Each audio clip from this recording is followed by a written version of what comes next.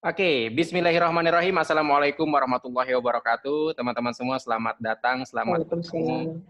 di di depan handphone Anda.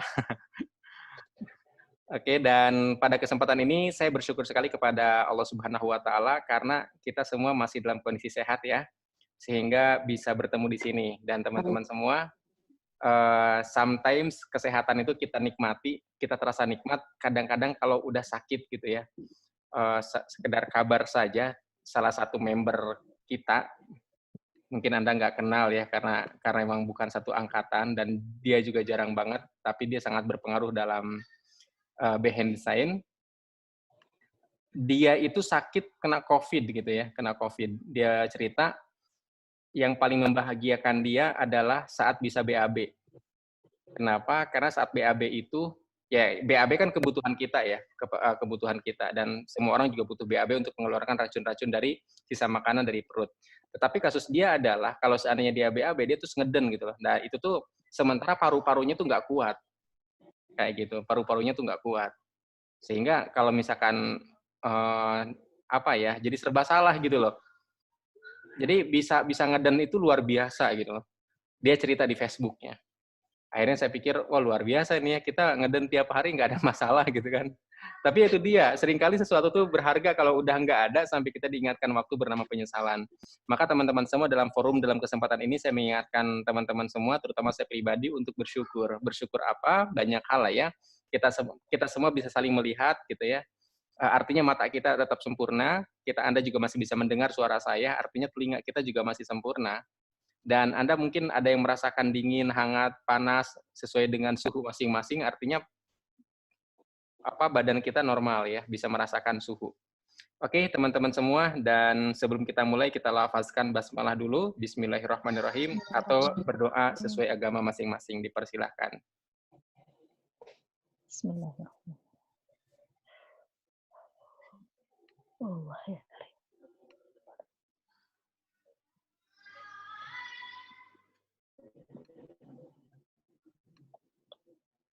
Oke. Jadi teman-teman semua, pada kesempatan ini saya ingin mengucapkan selamat dulu kepada Anda yang baru bergabung, baru hadir, dan ini adalah kali pertama kita menyelenggarakan ini, nanti bersambung di kali kedua. Jadi ada 2 kali pertemuan. Pertemuan pertama membahas 3 bahasa pikiran, itu hanya 1 atau 2, nanti sisanya itu di pertemuan selanjutnya. Karena memang 3 bahasa pikiran walaupun cuma 3, itu saya harus ngejelasin secara rinci, biar Anda paham, biar Anda kemudian bisa mempraktekkan dalam kehidupan sehari-hari. Jadi benar-benar ini materi mendukung buku ini, mendukung buku ini. Makanya kalau seandainya Anda belum punya buku ini, lalu ngikutin di sini ngikutin seminar ini, itu kayak Anda nggak bisa ngulang lagi gitu loh.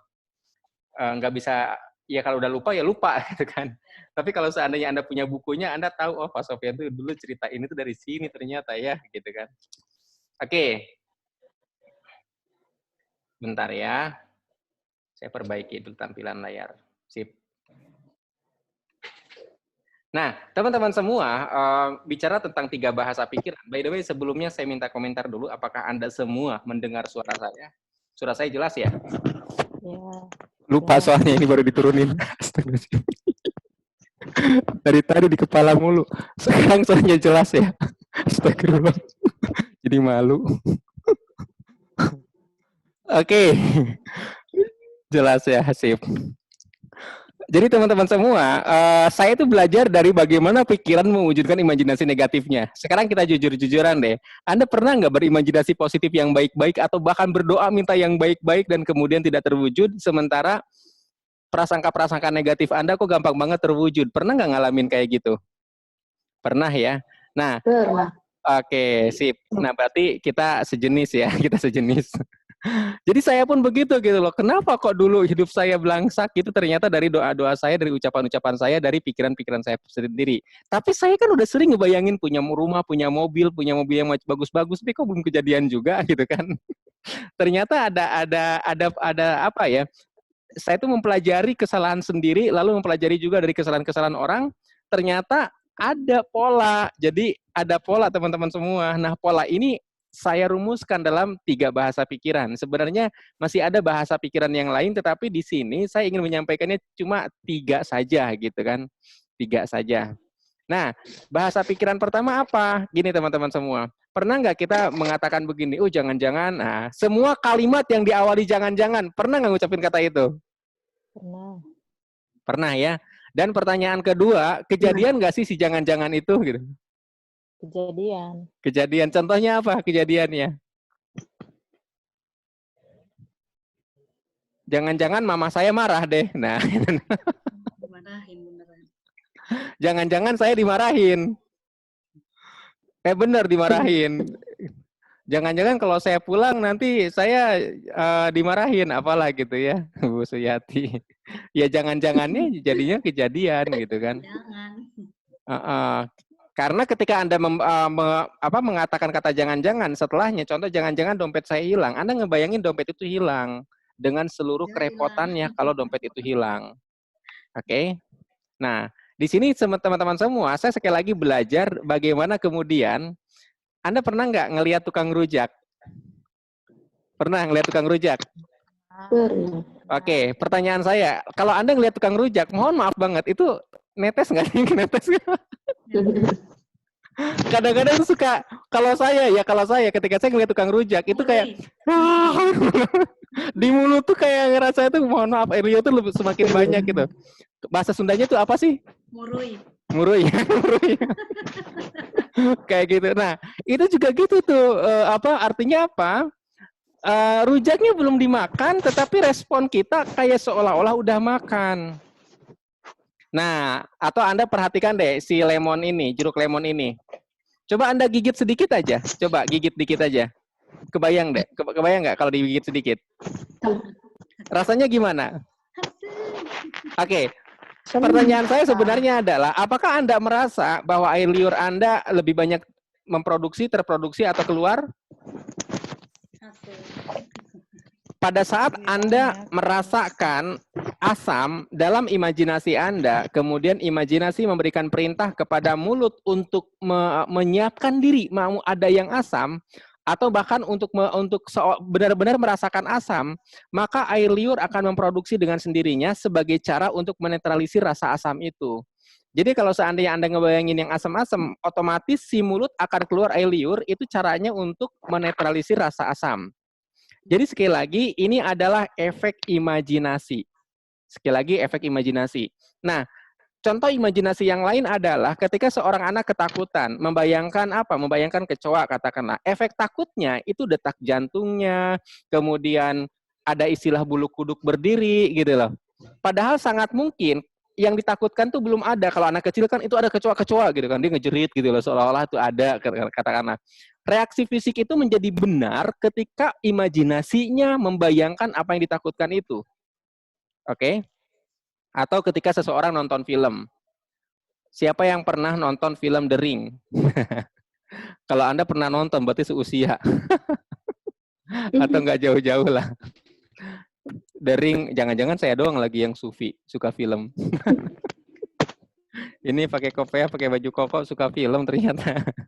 Dulu, sekarang mah sama sih. Sama. Cuma nggak sebebas dulu ya. Dulu mah banyak waktu luang, sekarang nggak. Nah, teman-teman semua, ketika Anda nonton film, kadang-kadang Anda suka gregetan kan dengan isi film itu kan? Atau Anda ngebayangin misalkan tokohnya itu sedang diculik, atau tokohnya itu ketemu hantu, Anda jadi ketakutan gitu loh. Itu kan ngebayangin. Efeknya apa? Filmnya udah selesai, takutnya masih ada gitu kan. Jadi orang-orang yang nonton film hantu itu tambah takut itu. Baik orang dewasa maupun anak kecil. Anda kebayang nggak? Sekarang saya sedang ngelihat layar laptop dalam film The Ring itu ada tangan keluar dari laptop. Itu kan horor banget itu. Tangan keluar dari laptop gitu loh. Efeknya apa? Saya nggak mau natap kaca, takut ada tangan keluar kan, dodol. Kayak gitu. Kenapa? Karena imajinasi, sekali lagi, imajinasi. Nah, dengan kata lain teman-teman semua, bahasa pikiran yang pertama itu imajinasi. Nah, imajinasi sekali lagi. Nah, kesalahan kita kadang-kadang kayak gini teman-teman semua. Kita mengimajinasikan hal negatif atau atau kita mengimajinasikan hal negatif, atau kita malah ikut panduan dari media untuk mengimajinasikan hal negatif. Contohnya apa? Paling sering itu sinetron, paling sering. Ini pengamatan saya ya kepada waktu saya tinggal di rumah guru saya. Jadi saya tuh pernah tinggal di rumah guru saya beberapa hari, dan saya ngelihat pembantunya itu doyan banget nonton sinetron gitu loh. Sampai kemudian menurut saya, fase terdekat antara pembantu dengan si tuan rumah itu saat nonton sinetron gitu loh. Mereka itu saling komen-komenan tuh. Dulu sinetron yang terkenal tuh apa ya? Tahun 90, tahun akhir 90-an tuh macam-macam lah ya. Tersanjung. Kemudian yang cukup populer ya, Tersanjung. Terus apa lagi? Cecep. Cecep. Si Cecep. Itu Cecep luar biasa itu. Sampai diikuti kembaran saya, siapa ya? Tekurian ya. Aduh. Oke. Nah, si Cecep ini tuh si Cecep. Jadi kadang-kadang dalam sinetron itu kan ceritanya begini. Tokoh utama itu digambarkan dengan orang yang ganteng atau cantik, setuju nggak? Oke. Jadi kalau di sinetron teman-teman semua, biasanya pemain itu dua. Kalau nggak ganteng banget atau cantik banget, itu mesti jelek banget. Bener nggak? Coba liatin deh sinetron. Ya. Kenapa? Kalau ganteng banget, cantik banget, kalau nggak jadi orang jahatnya, orang baiknya tetap aja enak dilihat gitu loh. Tapi kalau jadi orang jeleknya, itu pasti yang dibulinya. Biasanya kayak gitu kan? Makanya kita yang setengah-setengah nggak pernah masuk sinetron. Karena dibilang cakep banget enggak, jelek banget juga nggak mau kan? Makanya setengah-setengah kita mah ya. Oke. Nah, dalam cerita sinetron itu seringkali tokoh utama itu kalau enggak dia paling cantik gitu ya, biasanya digambarkan dengan paling soleh atau paling baik biasanya. Jadi udah cantik atau katakan kalau laki-laki tokohnya ganteng, maka dia soleh atau sifatnya baik. Tapi ada yang ketiga teman-teman semua, polos. Polos atau blow on kalau bahasa saya. Kenapa? Karena dizolimi nggak melawan. Dizalimi nggak melawan, gampang banget dibohongin coba, gampang banget dibohongin. Sampai kemudian saya ingat banget pembantu si guru saya tuh, itu awas, dia heboh gitu loh, itu awas, kayak gitu ya. Terus ada salah satu adegan Desi Ratnasari lagi tidur, lalu ada cowok masuk ke kamar, itu Desi bangun, itu kayak gitu ya. Nah, itu masih mending teman-teman semua. Yang paling repot tuh gini, itu ya coba kalau aku tuh, gitu loh. Nah, perhatikan kalimatnya. Coba kalau aku. Coba kalau aku. Artinya apa? Nggak sadar, si penonton membayangkan dirinya berada menjadi tokoh dalam sinetron itu. Dan mengalami apa yang dialami oleh tokoh sinetron itu. Dan yang dialami tokoh sinetron itu adalah sesuatu kezaliman. Tapi kemudian dia mengatakan, coba ya kalau aku. Pernah nggak kayak gitu? Dan nggak sadar teman-teman semua, dampaknya apa? Kehidupan yang nonton itu mirip banget dengan kehidupan sinetron. Anda boleh cek. Nah, yang paling sering teman-teman lagu. Mungkin Anda pernah dengar lagu ini, Cinta Satu Malam. Cinta Satu Malam, ayo tes. Siapa yang masih ingat? Siapa penyanyinya? Gotik. Bukan, salah. Wah, ini ketahuan, nggak tahu dia. Coba Cinta Satu Malam. Ada yang tahu? Oh, Melinda. Iya, Melinda. 100. Kok saya jadi tahu ya? Aduh, malu nih. Udah suka film, suka lagu pula. Aduh nih. Oke, tapi itu dulu waktu saya masih imut-imut. Lanjut. Oke, jadi lagu Cinta Satu Malam itu dinyanyikan, kan rata-rata si penyanyi itu menghayati lagunya ya, benar nggak? Menghayati lagunya. Dan Cinta Satu Malam dinyanyikan oleh seorang Melinda. Ini buat pelajaran kita ya, ini sejarah buat pelajaran kita. Dan ternyata Melinda itu nikah siri oleh salah satu pejabat. Dan ketika Melinda melahirkan anak pertama di rumah sakit, televisi kan biasalah, televisi saat itu zaman-zamannya acara televisi gosip gitu ya. Itu televisi langsung tuh wawancara sama ibunya. Dan ternyata ibunya di rumah sakit lagi gendong anak, diinfokan bahwa Melinda diceraikan oleh suaminya. Jadi bisa dibilang benar-benar cinta satu malam. Kebayang nggak?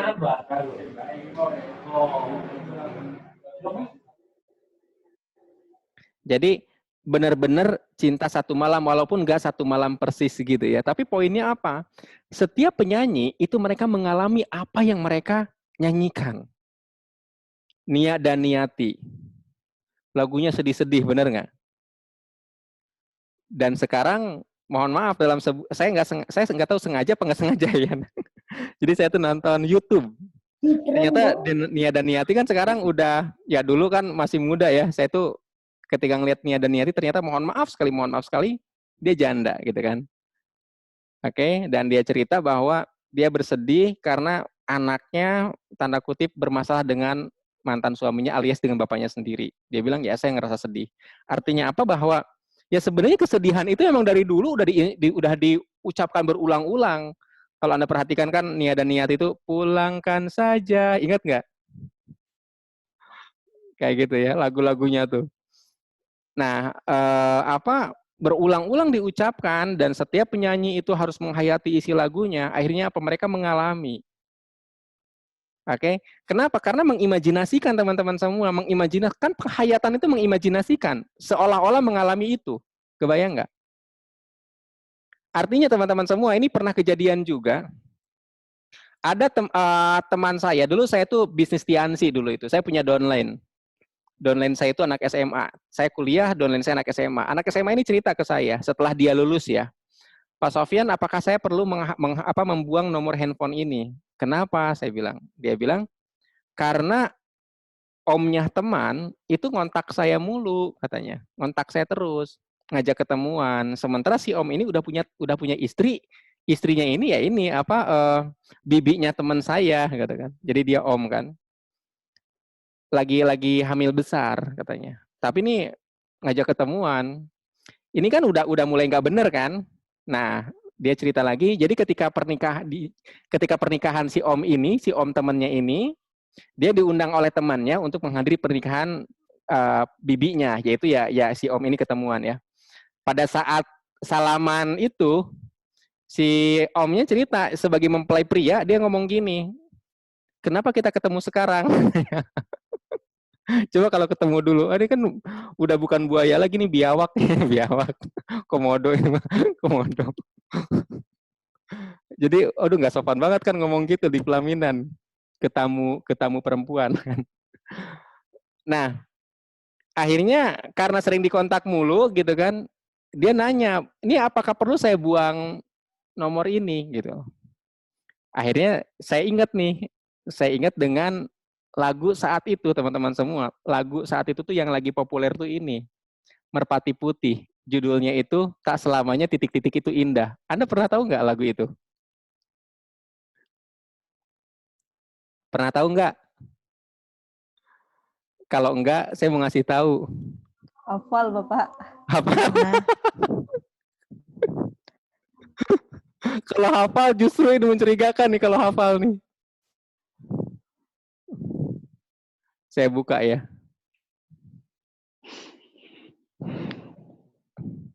Jadi biar Anda tahu dampak dari lagu, makanya hati-hati. Oh, Merpati Band, Merpati Putih lagi. Tapi walaupun salah nggak apa-apa lah. Merpati Band kalau nggak salah. Nah ini nih judulnya nih. Merpati Band.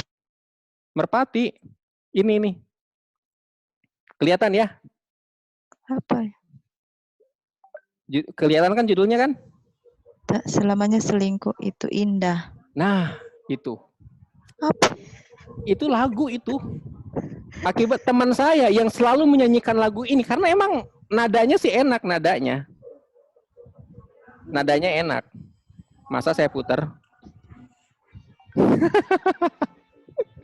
Coba. Ininya aja udah enak nih. Cuma itu menjebak teman-teman semua, itu menjebak. Jadi hal yang buruk dikemas dalam satu penampilan yang baik gitu loh. Isinya itu tentang ini, tentang perselingkuhan, isinya itu.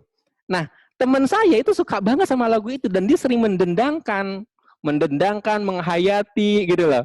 Dan nggak sadar dia mengundang cowok yang sudah menikah untuk menyukai dia. Ini kan jadi perselingkuhan, paham nggak? Kayak gitu. Nah, makanya hati-hati dengan lagu-lagu yang pernah Anda dendangkan. Oke? Carilah lagu-lagu yang baik. Sholatullah. Loh, apa lagi coba? Mau ngapain lagi? Dulu lagunya Rhoma Irama kan bagus-bagus tuh. Darah muda, apalah. Lagu Rhoma Irama masih bagus tuh, banyak nasihat-nasihatnya. Sekarang kita kehilangan lagu-lagu kayak gitu. Atau yang paling enak tuh lagu anak-anak paling ya. Cuma kan masa udah dewasa nyanyi lagu anak-anak, anak-anak aja nyanyi lagu dewasa. Tapi itu program teman-teman semua, itu program. Kenapa? Karena nggak sadar ketika Anda mengucapkan, menyanyikan lagu itu, Anda juga ikut menghayati, bener nggak? Kan garing kalau seandainya Anda menyanyikan lagu sedih tapi Anda sambil tersenyum, kan garing gitu loh. Nggak nyambung. Makanya Anda akan ngikutin dengan apa yang Anda nyanyikan. Merasakan. Yang betul, Anda akan merasakan, betul sekali. Kok jadi lucu ya? Oke, lanjut ya. Kayak gitu ya. Bentar, saya screen lagi. Tadi screen mana? Nah, jadi kembali ke sini. Nah, jadi teman-teman semua, lagu, kemudian tontonan, hati-hati teman-teman semua. Nah, ini ada kasus lagu nggak didengerin. Enggak, saya emang nggak suka lagu Pak Sofyan. Enggak, bagus. Sinetron, sinetron udah nggak zaman Pak Sofyan. Sekarang zaman YouTuber, udah nggak sinetron lagi. Oke, bagus. Ini obrolan dengan teman-teman. Tahu nggak si Anu ya, itu loh suaminya loh kayak gini. Oh iya, amit-amit dah gue mah kalau punya gituan. Alah itu lagi. Jadi saling menimpali pembicaraan, ngerumpi gitu ya. Mungkin kalimat teman-teman nyebutnya ngerumpi ya. Itu kan setiap kali diucapkan, masa sih dia kayak gitu? Ih. Jadi membahas aib orang itu sama aja memindahkan aib orang ke diri sendiri. Nah, ini ada yang seru teman-teman semua. Ada yang seru nih. Saya punya saudara jauh lah. Saudara jauh ini ada 2 nih, kakak adik. Waktu saya masih SMA, kakaknya yang pertama itu usia 20 tahunan, adiknya itu kuliah. Oke, waktu saya masih SMA, perempuan, sama-sama langsing. Lalu ketika saya sudah menikah, berarti udah berapa tahun kemudian tuh ya, katakanlah 10 tahun kemudian ya, 11-an tahun lah, saya ke situ lagi, kakaknya itu masih langsing. Adiknya, mohon maaf, udah gemuk. Yang menarik, kesibukan sehari-hari. Kakaknya itu sibuk dengan bikin pengajian, kayak gitu ya. Pokoknya aktivis banget lah, sebagai seorang, mohon maaf, sebagai seorang aktivis, dia aktivis masjid maksudnya, ikut pengajian di sini macam-macam lah. Dan teman-temannya itu ya rata-rata orang-orang yang sering bergerak gitu loh. Sementara adiknya ternyata teman-teman semua, ketika saya ketemu, itu adiknya itu ngumpul sama ibu-ibu lagi pada ngobrol. Dan mohon maaf, semua ibu-ibu di situ gemuk-gemuk semua. Jadi ketika Anda punya teman, punya penghasilan 10 juta sebulan, Anda lama-lama akan mengimajinasikan punya penghasilan segitu. Itu otomatis. Makanya kalau misalkan ada seorang suami punya teman yang punya sepeda mahal, dia akan pengen punya sepeda yang mahal juga. Benar ya? Anak-anak juga gitu. Jangan suami lah, anak-anak. Mainan si Anu sekian. Jadi terimajinasikan gitu loh. Maka ketika Anda sering ngobrol dengan orang yang, sering ketemu dengan orang yang penghasilannya rendah, Anda juga akan terimajinasikan punya penghasilan rendah juga. Itu nggak sadar. Teman ngomong gini, iya nih hutangku jam sekarang zaman sulit dan lain sebagainya, Anda menimpali, itu udah termasuk sugesti yang saling bertukaran tuh. Makanya nanti masalah Anda dengan masalah teman tuh kok mirip ya? Karena sugesti saling masuk, karena saling ngebayangin. Ketika dicerita, tahu nggak nih, kemarin ya aku itu ditagih sama debt collector, gila kejam banget. Masa? Iya, waduh. Itu kan saling bertukar apa ya? Bertukar informasi di satu sisi, tapi sebenarnya saling ngebayangin. Jadi dia nggak menceritakan pengalaman negatif dia ditagih debt collector, selalu si pendengar mengimajinasikan bagaimana rasanya ditagih debt collector, paham? Kenalah transfer imajinasi. Sama kayak sinetron. Dan ketika seseorang katakanlah badannya nggak ideal, dia ingin punya badan ideal, dia harus pindah lingkungan ke teman-teman yang badannya ideal. Biar tersugesti.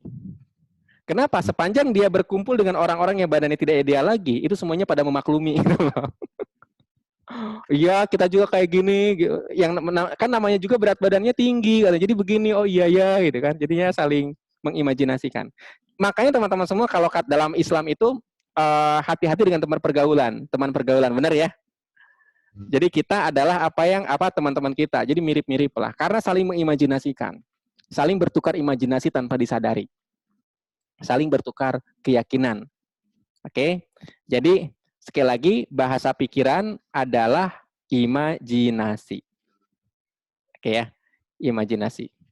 Nah, Pak, bagaimana sebuah gambaran, sebuah kehidupan, katakanlah, bisa kita imajinasikan gitu. Terus kalau seandainya saya ingin mengimajinasikan yang baik-baik, gimana caranya? Kan gitu ya. Kalau seandainya kejadian di sinetron, kita imajinasikan terus kejadian ke diri sendiri, bisa nggak saya nonton atau katakanlah saya melihat kemewahan, saya mengimajinasikan kemewahan, lalu itu terjadi kepada diri saya? Kan itu pertanyaannya ya. Itu sangat bisa teman-teman semua. Ini ada panduannya, saya buka ya. Panduannya adalah saat Anda nonton bioskop. Oke? Saat Anda nonton film, nonton sinetron atau nonton apapun itu, biasanya teman-teman semua, terutama anak kecil ya, dia sangat reaktif banget dengan apa yang ditonton. Jadi ketika kaget, gitu, kaget banget gitu. Ketika misalkan dia ketakutan, jadi takut tapi pengen nonton. Oke. Terus setelah nonton film yang menakutkan itu dia jadi nggak berani ke kamar mandi, kayak gitulah kurang lebih. Nah, ternyata ada urutannya, ada urutan terbentuknya bagaimana sebuah gambaran yang dia lihat di depan mata itu pindah ke pikiran. Itu ada urutannya. Pertama adalah, sebentar ya. Nah, pertama adalah dari visual. Jadi ketika Anda ingin membuat imajinasi positif, bayangkan imajinasi positif itu secara visual bahwa itu sudah terjadi. Contoh, Anda misalkan ini buat latihan, sekalian kita latihan ya teman-teman ya. Oke, sekalian kita latihan. Kalau uang 100.000 udah biasa Anda pegang kayaknya ya, udah pernah dipegang kan? Uang 100.000. Oke, sudah biasa Anda megang uang 100.000. Sekarang Anda bayangkan Anda sedang megang uang 100.000 tapi 2 lembar. Oke, 2 lembar. Bayangkan aja. Dalam bayangan Anda ngelihat ada uang 200.000 2 lembar. Bayangkan. Oke. Bayangkan seolah-olah itu terjadi besok pagi. Besok pagi Anda memegang uang 200.000 2 lembar. Oke. Setelah itu, Anda mendengar yang namanya besok pagi, yang namanya pagi-pagi, biasanya Anda mendengar suara apa tuh? Apakah Anda mendengar suara ayam berkokok? Gitu kan? Mungkin ayam itu bertanya, dari mana? Oke, abaikan. Jadi Anda mendengar suara sesuatu, tapi Anda sambil memegang uang itu, sambil Anda melihat uang itu. Oke, ada uang 2 lembar. Terus ada orang yang, katakanlah ada orang siapapun itu yang kemudian bertanya kepada Anda, apapun itu, Anda seolah-olah memang mendengar gitu loh. Apakah mendengar, mah uang dari mana tuh? Misal, atau ada yang bilang, aku lunas ya, oh berarti bayar utang dia gitu ya, atau apapun itulah. Jadi sekali lagi Anda lihat dengan mata Anda, lalu Anda dengar ada suara-suara tertentu saat Anda memegang uang itu. Selanjutnya, setelah Anda bisa mendengar suara itu, Anda coba pegang berulang-ulang uang itu, rasakan, teksturnya rasakan, oke? Bahkan kalau perlu seandainya di dekat Anda itu misalkan Anda ada motor, Anda boleh pegang motornya. Kalau misalkan di dekat Anda ada pintu, Anda pegang pintunya, raba pintunya, atau ada di meja, pegang mejanya, artinya Anda merasakan sesuatu secara kinestetik.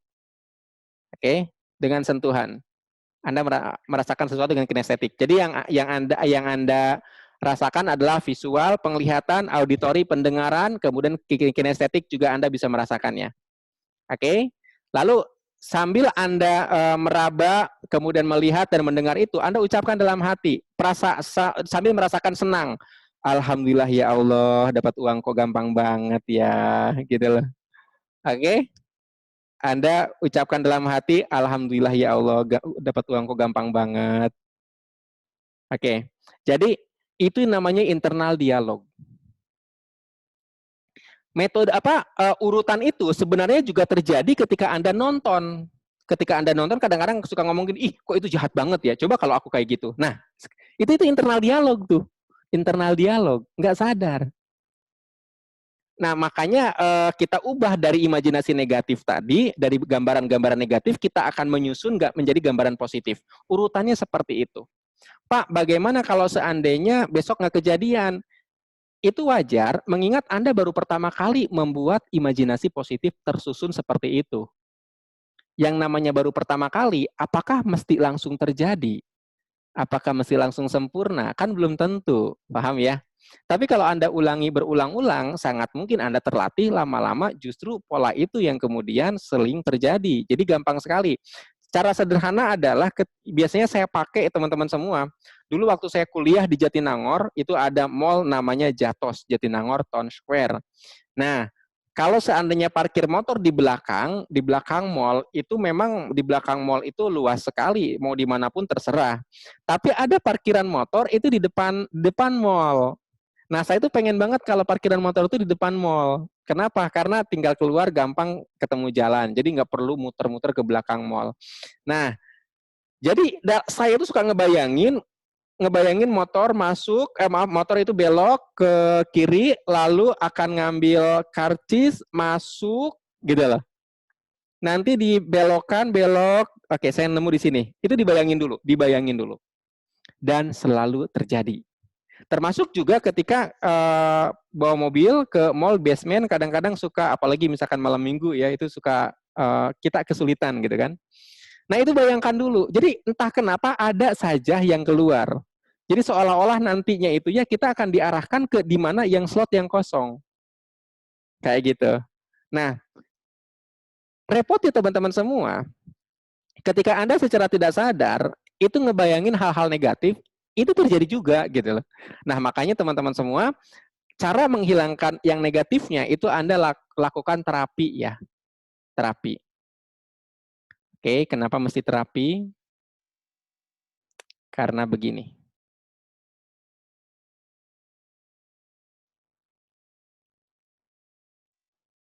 Nah,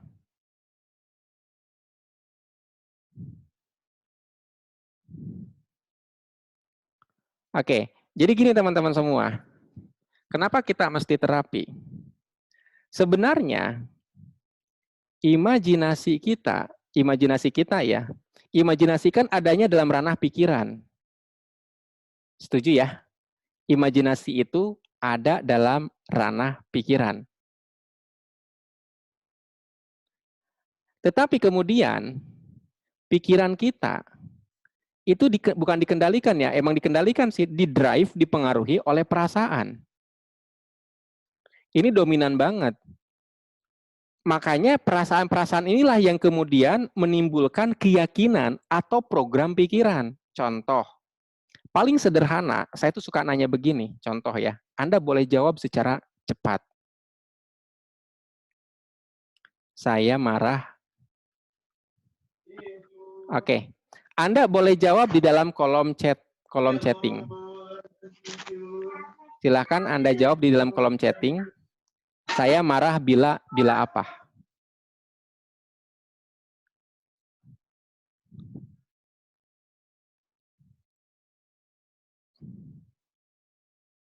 Saya marah bila dibohongi. Saya marah bila dicaci. Oke, perhatikan. Perhatikan jawaban Anda. Saya marah bila dibohongi. Saya tulis di sini nih. Ini menggambarkan dua hal. Pertama, Anda membuat program pikiran, bahwa ketika Anda dibohongi, Anda menyuruh si marah itu datang. Oke? Atau saya marah kalau dicaci maki. Anda bikin program pikiran. Anda menyetel program pikiran Anda. Ketika dicaci maki, Anda akan marah. Fisik Anda akan marah. Akan mengeluarkan seluruh amarah Anda. Itu program. Sekali lagi, ini adalah bukti bahwa pikiran Anda, imajinasi Anda dikendalikan oleh perasaan. Saya marah bila tidak dihargai. Saya marah bila terganggu. Saya marah bila diremehkan. Itu semua adalah program. Oke? Nah, yang kedua, ketika Anda mengatakan saya marah bila dibohongi, nggak sadar Anda membayangkan dibohongi itu seperti apa. Benar nggak? Anda justru mengimajinasikan dibohongi. Saya marah bila sudah ditunggu tidak datang atau telat. Berarti Anda ngebayangin. Ngebayangin momen itu. Benar kan?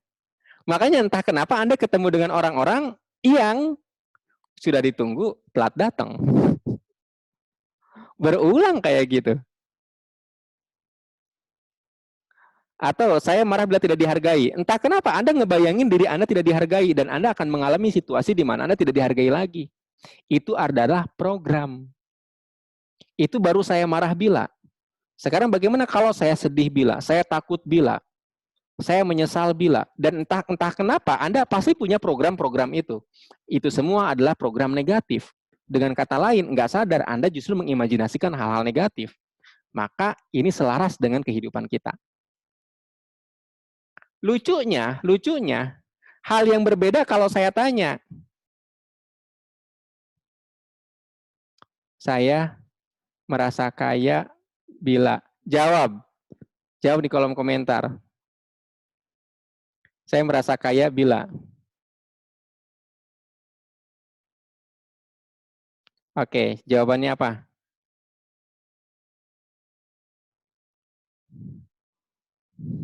Saya merasa kaya bila banyak uang. Punya uang yang berlimpah. Oke. Ada lagi? Uang saya banyak. Saya berbagi. Banyak waktu, sehat sekeluarga, bisa sedekah. Oke. Saya ambil contoh aja. Saya merasa kaya bila banyak uang. Pertanyaan saya, yang banyak uang, Rika, kemudian Setiadi, Zeda. Saya tanya, Rika, apakah merasa sekarang banyak uang? Oke. Kemudian Zeda, sekarang ngerasa uangnya banyak belum?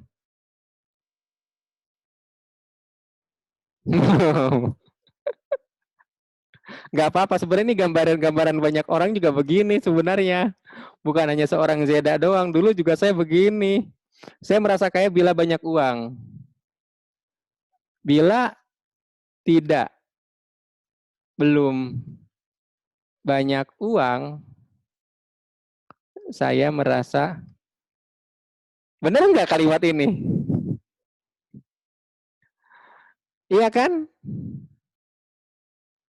Dan ketika realitas yang dialami adalah belum banyak uang, maka sepanjang itu pula Anda merasa miskin. Aku juga merasa.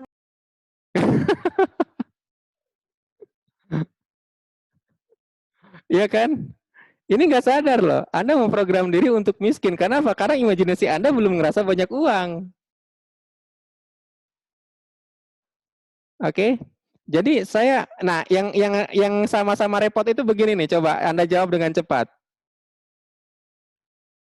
Itu sebabnya teman-teman semua, Anda akan kesulitan menabung, Anda akan kesulitan investasi karena Anda memprogram miskin. Dan perhatikan, ketika Anda ada uang tapi kemudian ada hutang, kadang-kadang orang tuh menunda bayar hutang. Kenapa? Karena ngerasa kalau aku bayar hutang nanti nggak cukup buat ini. Coba cek deh. Perasaan nggak cukupnya itu udah mengakar banget karena emang diprogram untuk miskin. Seolah-olah uang itu tidak akan pernah nambah lagi. Oke. Padahal kalau seandainya begini teman-teman semua, kalau seandainya begini, aku punya uang 5 juta, aku bayar utang 4 juta. Terus buat kamu mana? Ntar ada lagi. Nah, itu kan beda keyakinannya, ya kan? Ntar ada lagi gitu loh. Beda. Atau Anda bersedekah. Anda bersedekah. Kenapa Anda bersedekah? Buat Anda gimana? Berkurang nggak? Enggak, ntar ada lagi. Beda ya. Ntar juga ada lagi, ya kan? Tapi kalau Anda menahan uang, tidak mau bersedekah, tidak mau membayar hutang, tidak mau memenuhi nafkah orang lain, keluarga katakanlah, Anda berpikir bahwa uang ini tidak akan nambah lagi. Makanya ketika uang semakin dipakai semakin sedikit, Anda semakin sesak nafas. Karena ngerasa nggak akan nambah lagi. Karena nggak sadar, itu karena memprogram. Anda mengimajinasikan perasaan miskin dari awal. Dan itu udah cukup lama. Maka ketika Anda ada sebuah peluang pengen dapat uang sekian miliar, katakanlah dari goal jualan tanah nilainya sekian, nggak terhubung ke Anda, enggak. Karena Anda kan memprogram miskin, Anda mah bukan orang kaya, nggak layak untuk dapat miliaran. Jualannya jangan jualan tanah, jualan tempe. Yang untungnya receh, nah itu gitu loh. Karena sekali lagi programnya miskin. Maka penting teman-teman semua, sebelum Anda ingin pengen kekayaan, sebelum Anda jualan, Anda mau jualan apapun deh, bikin program dulu, program kaya dulu. Makanya teman-teman Anda yang pengen jualan, pengen sukses, suruh beli buku ini dulu. Ikutkan ke sini, biar dia ngerti, di program di pikiran dulu, gitu kan. Nah, sekarang saya tanya lagi. Saya merasa bahagia bila apa? Jawab cepat, nggak usah mikir. Banyak uang lagi. Oke, mohon maaf ya, Anda mikir saya minum. Ini air jahe. Mohon maaf saya minum sendirian.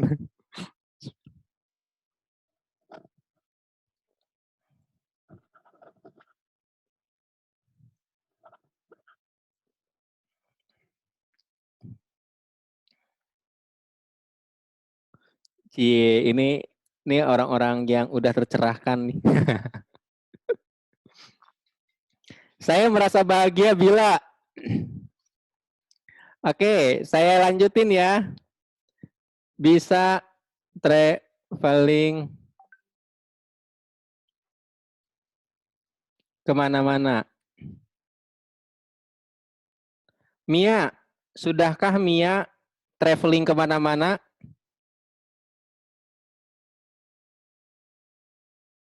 Mia, tolong dijawab, apakah Mia sudah traveling kemana-mana? Pertanyaan saya, sudahkah traveling kemana-mana?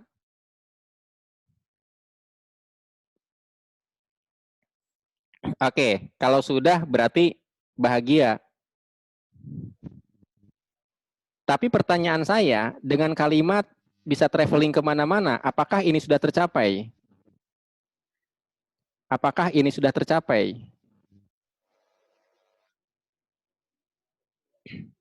Belum. Perhatikan. Saya merasa bahagia bila bisa traveling kemana-mana.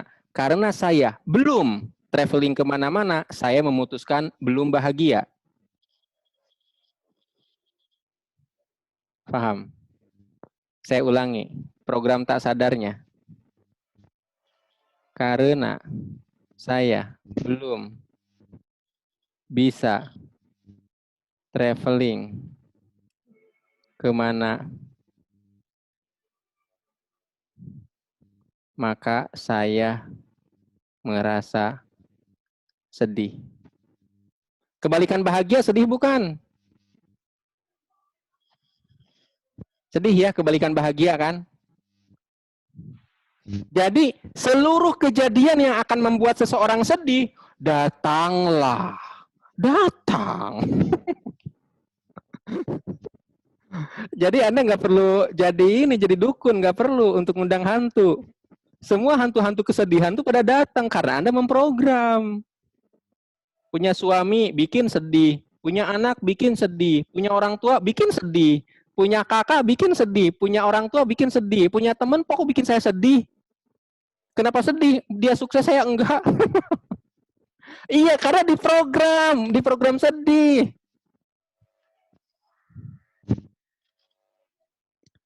Jadi teman-teman semua, taubatlah.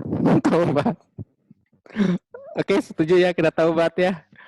Kenapa? Karena kadang-kadang ketika kita sudah mengalami sedih, kita bilang sama Allah, ya Allah kok begitu sih? Cie, nyalahin. Ya Allah aku sedang diuji. Padahal yang diuji itu orang soleh yang diuji. Nabi Ayub tuh diuji. Tapi kalau seandainya kita karena kesalahan sendiri bukan diuji, diperingatkan. Tapi ketika kita mengatakan ya Allah aku sedang diuji, itu seolah-olah masalah hidup itu dibebankan dari Allah, ditimpakan dari langit kepada kita. Kita nggak introspeksi karena ngerasa nggak salah. Sip. Oke, Dahlina setuju taubat telat nyimak. Taubat apa nih? Kalau telat nyimak nggak tahu alurnya lagi. Tapi nggak apa-apa lah ya, ntar ada rekaman-rekamannya. Sip, jadi gitu teman-teman ya. Jadi sebelum kita menyalahkan Allah gitu ya, coba cek deh, jangan-jangan ada program imajinasi kita yang keliru, mengimajinasikan kesedihan karena belum traveling. Saya bahagia kalau misalkan keahlian saya bermanfaat bagi orang lain. Pertanyaan saya, sudah tercapai belum? Kalau seandainya keahlian yang ngerasa, saya belum sempurna sih Pak, paling ada anak istri doang yang memanfaatkan, tapi banyak orang belum. Berarti bahagianya cuma sedikit dong. Oke? Saya bahagia bisa tidur nyenyak. Oke, pertanyaannya apakah Anda selama ini suka tidur nyenyak? Kalau misalkan sudah bisa tidur nyenyak, ya tercapai. Kalau enggak, ya enggak gitu kan. Tuh, baru sebagian. Berarti bahagianya hanya di program sebagian. Saya bahagia kalau banyak uang. Sudah banyak uang belum? Belum. Berarti Anda memprogram diri tidak bahagia. Saya bahagia kalau banyak teman. Udah banyak teman belum? Belum. Berarti memprogram diri tidak bahagia lagi. Oke? Jadi tergantung persepsi sendiri. Apakah menurut Anda sudah cukup banyak uang? Oke, ketika Anda memprogram diri, saya bahagia bila banyak uang. Nah, artinya apa teman-teman semua? Untuk emosi negatif, Anda gampang banget untuk masukinnya, karena diprogram. Tapi ketika untuk emosi positif, Anda menghalang-halangi. Kenapa? Karena programnya bersyarat. Oke? Padahal Anda ngerasa bahagia nggak sih bisa ngelihat saya? Duh, apalagi ini? Maksudnya bisa ngikutin seminar ini gitu loh. Anda bahagia nggak bisa ngikutin seminar ini gitu loh. Dan pengertian berarti kan mata Anda tuh bisa ngelihat gitu loh. Atau Anda bisa mendengar.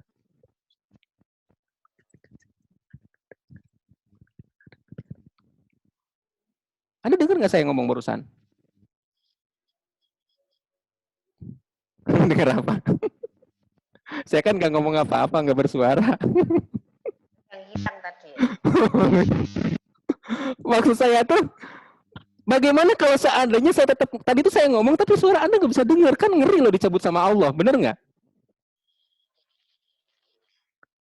Yang repot tuh gini teman-teman semua. Yang repot itu, saya tuh demi Allah saya tuh ngerasa bersyukur bisa ngelihat. Contoh nih ya, jadi ini pengalaman saya waktu saya kuliah. Nih jujur aja, saya juga pernah iri gitu loh. Teman-teman saya, walaupun tidak semua teman sebenarnya ya, tidak semua teman. Itu kan ada yang pakai motor ke kampusnya ya, ada yang pakai mobil gitu loh. Lah saya sepatu aja pinjam ke teman. Sepatu aja pinjam teman gitu loh. Saya pernah punya sepatu hilang gitu kan. Ya di Jatinangor dulu lah ya. Terus saya juga pernah dikasih sepatu sama saudara gitu kan. Ya artinya ya Allah saya sepatu aja harus begini gitu loh. Kalau sepatu dikasih kan ukurannya terserah yang ngasih. Saya pernah tuh di pinggir jalan raya di Jatinangor tuh kan lagi macet. Saya mau nyebrang tapi saya tertahan dulu karena ada mobil. Ternyata sepatu bagian depan saya itu kelindes sedan gitu. Dan lucunya itu saya nggak ngerasa. Tahu-tahu sepatu bagian belakang saya ngangkat. Ternyata sepatu saya kepanjangan.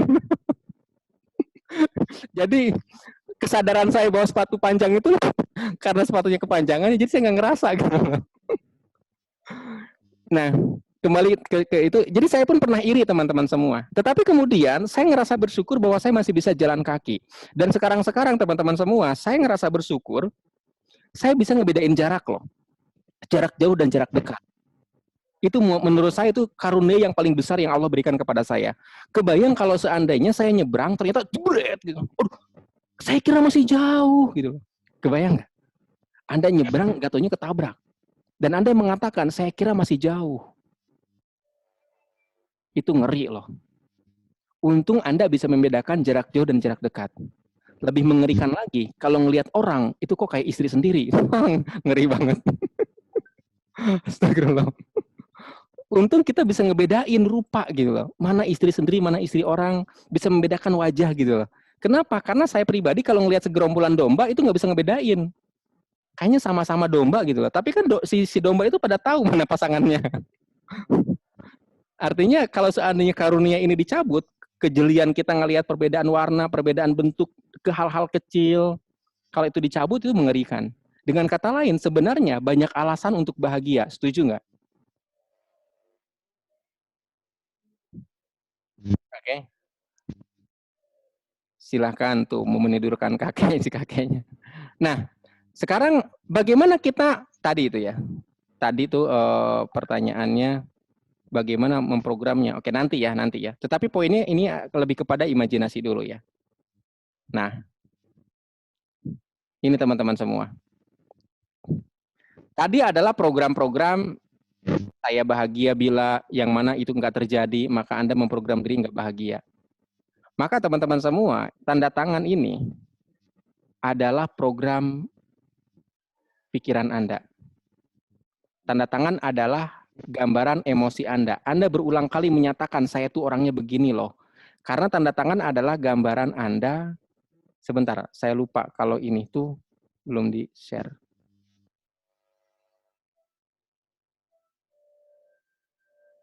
Kita kembali ke sini, ke slide.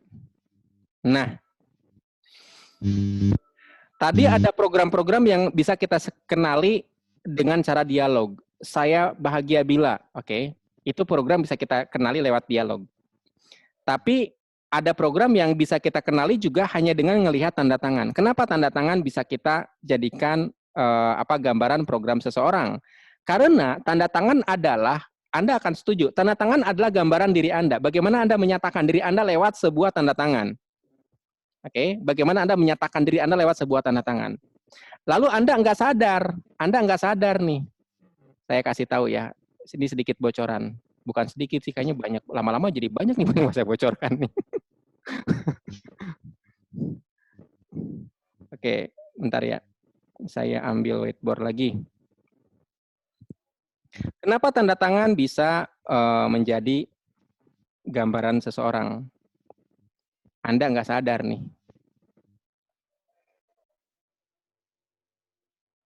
Setuju nggak kalau seandainya ini saya sebut sebagai kiri? Setuju nggak? Oke. Lalu ini kanan. Lalu ini atas. Dan ini adalah bawah. Oke. Ini Anda nggak bilang setuju juga saya udah tahu Anda setuju. Bahwa ini adalah kiri, ini kanan, ini atas, ini bawah. Lalu ngomongin atas, itu kita ingat dengan gantungkan cita-cita setinggi apa? Jawabannya, setinggi langit. Jadi atas itu adalah langit. Tapi dia juga bisa bermakna cita-cita atau imajinasi. Maka ketika ada sebuah tanda tangan yang tinggi, artinya orangnya punya imajinasi yang tinggi, punya cita-cita yang tinggi. Oke. Itu kalau orang tanda tangannya tinggi. Lalu ini adalah ke bawah nih. Orang kalau seandainya kita sebut, misalkan nih kita sebut bahwa ini adalah tanah, kita sebut ini tanah, maka apa yang ada di balik tanah berarti apa yang dikubur, setuju nggak? Apa yang ada di balik tanah adalah apa yang dikubur. Pertanyaan saya, kalau sesuatu dikubur, itu sesuatu yang dianggap baik apa dianggap tidak baik? Sesuatu yang dikubur, sesuatu yang disembunyikan, itu hal baik atau hal yang tidak baik kira-kira? Anda boleh jawab di kolom chat. Hal baik atau yang tidak baik, yang kurang baik. Berarti kalau ada sebuah tanda tangan, menukik ke bawah, kalau ada sebuah tanda tangan menukik ke bawah, ini adalah perasaan dikubur, perasaan yang ingin disembunyikan. Sampai di situ, paham ya? Enggak sadar, Anda mengucapkan itu berulang-ulang, Anda merasakan itu berulang-ulang lewat goresan tanda tangan, menceritakan itu berulang-ulang. Ada pengalaman-pengalaman yang dianggap tidak baik. Satu di sini, maaf. Oke, di sini nih. Satu lagi di sini. Ini pengalaman yang dia anggap tidak baik. Makanya dia mengalami kejadian yang tidak baik lagi, kejadian yang tidak baik lagi. Oke? Dengan kata lain teman-teman semua, program itu bisa kelihatan dari tanda tangan. Pak, bagaimana dengan tanda tangan saya? Bagaimana dengan tanda tangan orang tua saya, anak saya, dan sebagainya? Ikut behind scene aja ya hari ini. Terus cara ikutnya gimana? Imajinasikan dulu. Oke? Imajinasikan dulu ya. Niatkan dulu. Nah, teman-teman semua, kalau Anda perhatikan, Anda nonton film, Anda handphone, itu kan orang kan nonton film tuh benar-benar dia kayak masuk ke dalam cerita di film itu. Sekali lagi, ini adalah imajinasi. Jadi, bahasa pikiran pertama adalah imajinasi. Nah, bagaimana cara kita memperbaiki kehidupan kita? Maka teman-teman harus mampu membuat rekaan film di masa depan. Anda akan seperti apa? Imajinasikan. Sepanjang Anda mampu mengimajinasikan, sepanjang itu pula Anda bisa mewujudkan. Oke, perasaan kalimat itu pernah saya tulis dari buku ini. Pernah nggak sih? Di halaman berapa ya? Jadi apakah Anda bisa sembuh, apakah Anda bisa sukses, apakah Anda bisa menikah? Pikirkanlah, bayangkanlah. Oke. Setinggi apa imajinasi yang bisa kita wujudkan? Jawabnya adalah sepanjang imajinasi itu diterima pikiran. Sepanjang Anda mampu mengimajinasikan, maka Anda mampu mewujudkan. Selanjutnya adalah seberapa sering Anda mengimajinasikan itu. Kalau Anda mengimajinasikan sukses, tetapi kemudian Anda suka tiduran, berarti imajinasinya kurang kuat sehingga fisiknya tidak tergerak. Sama seperti Anda menggigit lemon. Tidak sampai air lidah keluar. Air ludah keluar. Paham ya? Jadi imajinasi yang benar adalah imajinasi yang sampai merangsang fisik. Oke? Merangsang fisik. Kalau seandainya saya sukses Pak, saya bisa sukses Pak gitu. Tapi dikasih tahu sama orang, saya udah tahu, nggak mau belajar maksudnya. Berarti rangsangan fisiknya kurang kuat itu, imajinasinya kurang kuat. Karena imajinasi yang benar itu membuat Anda mau ikut Zoom meeting untuk belajar seperti ini, atau bahkan Anda mau menyampaikan kembali materi ini, gitu kan, sebagai bagian dari belajar, maka Anda juga lama-lama tersugesti, lama-lama Anda karena terangsang sukses, ya Anda sukses beneran. Oke, gitu ya. Jadi Anda imajinasikan Anda mau menjadi apa. Saran saya, imajinasi yang paling sederhana adalah, lompatan yang sederhana adalah imajinasikan ikut behind the scene belajar analisa tanda tangan. Oke? Saya mau sedikit bocoran kepada Anda. Biar Anda bisa. Ini ada grup Telegram teman-teman semua. Ini bocoran lagi nih, mestinya nggak dibocorkan. Oke, grup Telegram. Tapi kayaknya jangan deh. Jadi kurang lebih begini teman-teman semua. Karena itu aib dia. Ada tanda tangan, pertanyaan saya satu. Apakah orang itu pernah menggugurkan kandungan? Saya bilang gitu kan. Ternyata jawaban dari dia, usia 13 tahun, ibunya, rahimnya diangkat. Rahimnya diangkat. Nah, kenapa kok saya menghubungkan dengan gangguan kandungan? Karena tanda tangan itu mirip dengan janin. Mirip dengan janin. Dan dalam tanda tangan itu bisa dilihat di usia berapa dia mengalami itu. Dan ternyata memang di usia 13 tahun. Nah, kan nggak mungkin 13 tahun dia kena, maaf, janin ya. Ternyata yang benar adalah dia tahu ibunya diangkat rahimnya. Dan itu terekam dalam emosi dia, dalam memori dia, terekam dalam tanda tangan. Oke. Jadi bisa sampai segitu. Makanya nanti dari tanda tangan misalkan nih ada anak usia SMP, mohon maaf nih kejadian nyata ya, ada anak usia SMP, dia ngompol, mohon maaf banget, dia ngompol. Si wali kelasnya ngirim tanda tangan ke saya. Saya bilang, ini ngompol karena ini. Lakukan ini. Dan ketika dilakukan, ternyata ngompolnya selesai. Enggak ngompol lagi. Oke. Jadi kalau udah tahu analisa tanda tangan tuh Anda kayak ahli junum. Ahli junum apa? Orang awam tuh akan nyangka Anda itu apa ya? Dukun gitu loh. Paham ya? Orang awam. Ahli nujum. Ahli nujum. Ahli nujum. Salah nyebut. Nggak apa-apa ya. Oke. Nggak muncul gambarnya. Nujum ya, ahli nujum. Salah nyebut, nggak apa-apa. Lanjut. Nah, jadi gitu teman-teman semua. Imajinasikan pertama Anda ikut behind the scene karena banyak kejutan yang akan Anda peroleh tentang dunia mindset, dunia pikiran bawah sadar. Oke, sekarang kita lanjut ke materi lagi. Nah, materi yang kedua teman-teman semua, bahasa pikiran kedua, saya mau belajar dari siapa, Nabi Musa. Jadi cerita pertama yang saya peroleh itu dulu ya, bahwa Nabi Musa dikejar oleh Firaun, lalu Nabi Musa lari ke arah Laut Merah dan terjebak gitu loh, sampai kemudian orang-orang tuh pada ya udah mati dah gua, kurang lebih seperti itulah. Sampai kemudian sahabat Nabi Musa bertanya, hai Musa, apakah ini perintah Tuhanmu? Kata Musa, jawab benar. Maka sahabat itu langsung merasa tenang. Nah, informasi yang kita peroleh adalah ketika Nabi Musa mendapatkan wahyu dari Allah untuk memukulkan tongkat ke laut, maka laut terbelah. Benar ya? Itu informasi yang kita peroleh. Tapi teman-teman semua, ketika saya ikut pelatihan pola pertolongan Allah, PPA, saya mendapatkan cerita yang berbeda, kisah yang berbeda. Bahwa ternyata kejadiannya nggak begitu katanya. Ketika Nabi Musa memukulkan tongkat ke laut atas perintah Allah, maka tidak terjadi apa-apa. Tidak terjadi apa-apa. Dipukulkan lagi ke laut sekali lagi, tidak terjadi apa-apa. Dipukulkan lagi yang ketiga, tidak terjadi apa-apa. Cuma deburan ombak seperti biasa dan kaumnya yang melongo.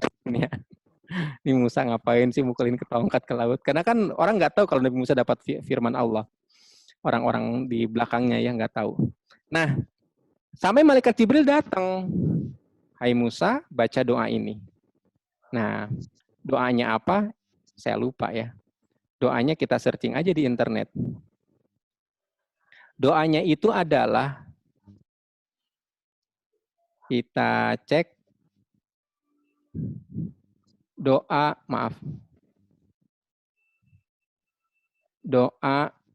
Musa membelah, nah udah ada nih, membelah laut.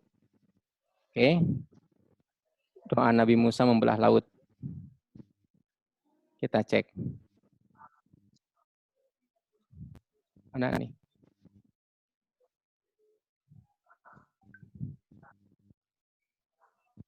Nah, kalau Latinnya tuh Allahumma lakal hamdu wa alaika al mustaka wa anta al mustain wa la haula wa la quwata illa billahil aliyyil azim.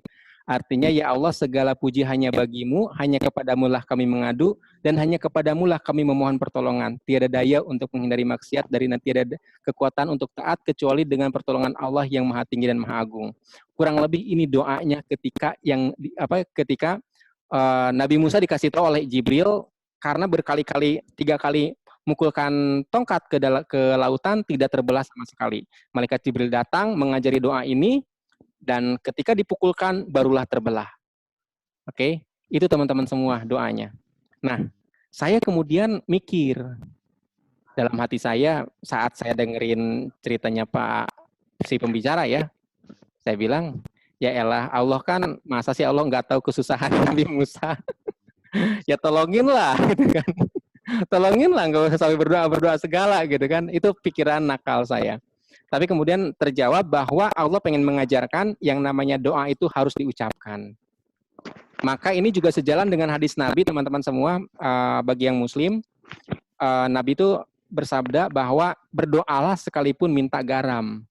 Ya logikanya kalau Anda nggak punya garam, masa Allah nggak tahu kan gitu ya. Berdoalah sekalipun Anda minta garam. Artinya apa? Doa itu diucapkan. Tetapi ini juga bisa berarti hal yang kedua teman-teman semua, doa itu diucapkan, ucapan itu doa. Nah ini yang mengerikan nih.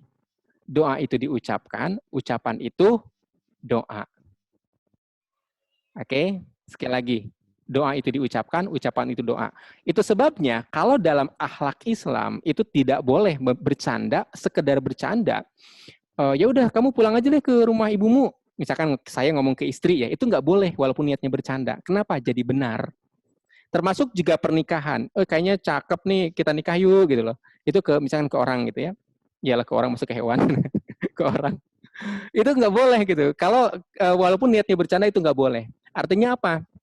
Termasuk juga teman-teman semua, itu Rasulullah melaknat orang yang berbohong dengan niat bercanda agar orang lain tertawa.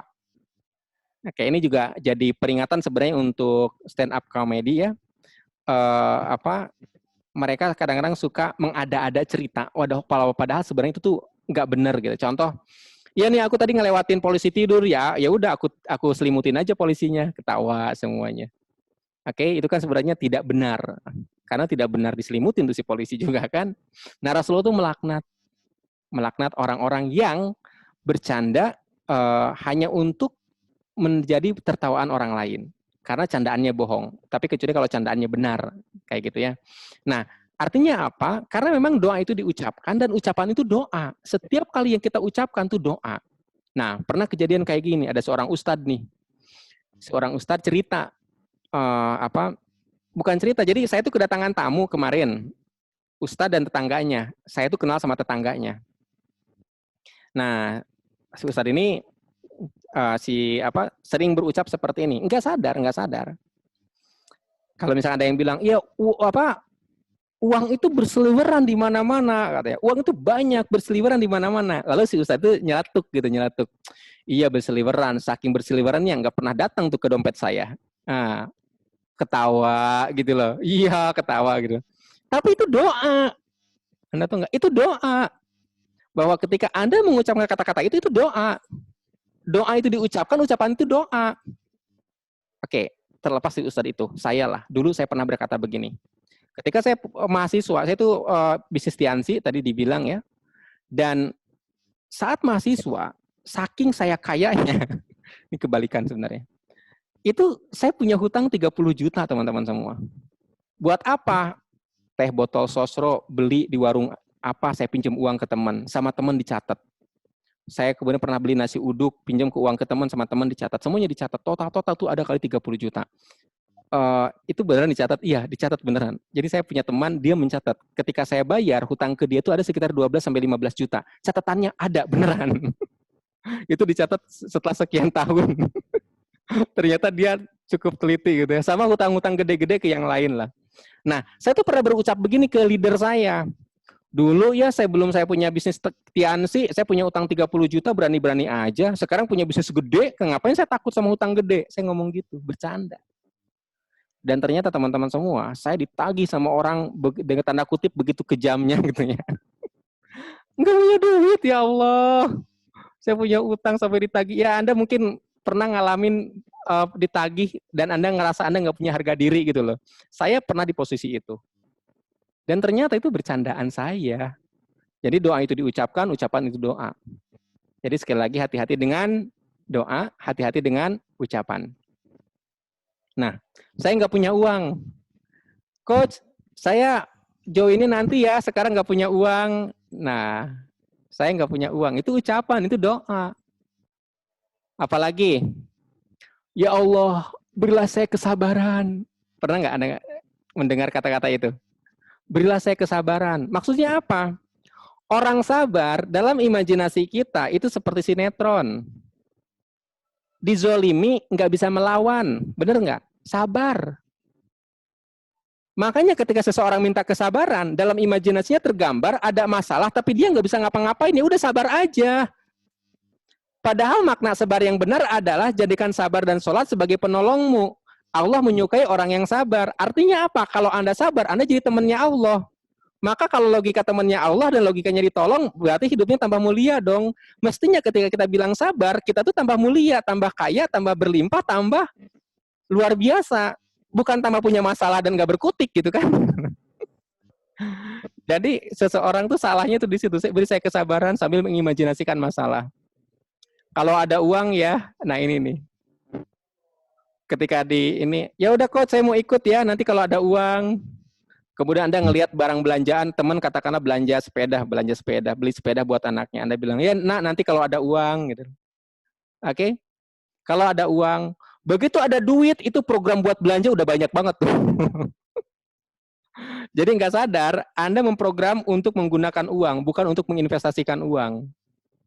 Makanya begitu ada duit, belanja semua. Pikiran Anda itu, nih uang dipakai buat apa ya? Coba cek deh. Anda pernah nggak mikir dalam pikiran Anda, kalau pas ada duit, nih uang dipakai buat apa ya? Gitu. Itu karena memang Anda sering memprogram diri kalau ada uang, kalau ada uang, kalau ada uang. Oke? Coba kalau Anda katakan ketika Anda punya keinginan, kalau Allah mengizinkan, kalau Allah ridho ya. Oke? Jadi kekuatannya bukan di uang, tapi di Allah. Mestinya begitu. Atau kata-kata ini, baik saya coba.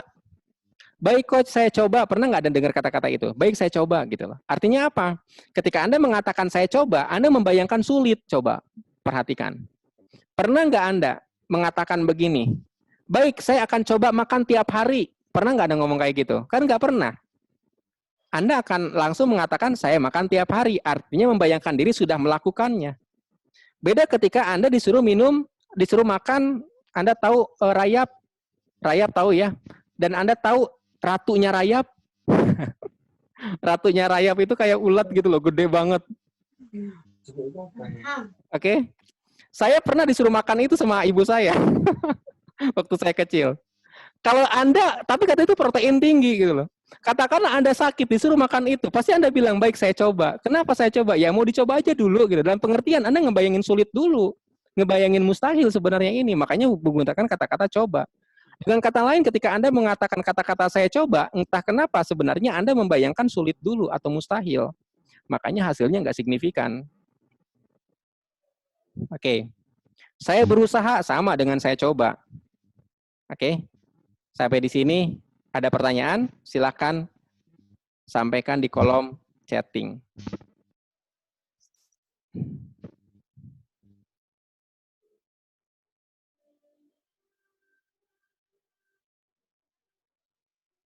Oke, saya memilih bisa ikut BNCN. Amin.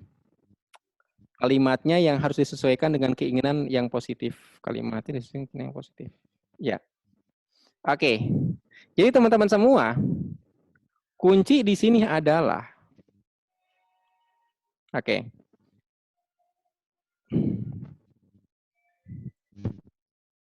Karena ini nggak ada pertanyaan kan? Nggak ada pertanyaan kan? Oke. Sekarang saya lanjutkan. Nah, teman-teman semua, saya tadi bilang, saya nggak punya uang sekarang, Pak.